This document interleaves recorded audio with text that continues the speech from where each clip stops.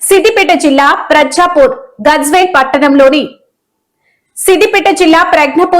పట్టణంలోని 2వ వార్డులో మాజీ కౌన్సిలర్ సమీర్ ఆధ్వర్యంలో సంక్రాంతి పండుగ సందర్భంగా మహిళలకు ముగ్గుల పోటీలు నిర్వహించడం జరిగింది.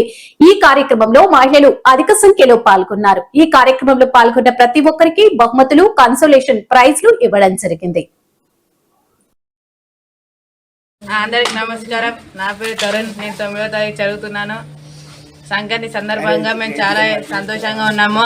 పతంగులు ఎగిరేసుకుంటాం కానీ చైనా మాంజలు వాడద్దు, అందరికీ హానికరం. అది దయచేసి చైనా మాంజలు వాడకండి. ప్రతి సంవత్సరం లాగానే ఈసారి కూడా సంక్రాంతి రంగుల పోటీలు చాలా ఘనంగా నిర్వహించడం జరిగింది.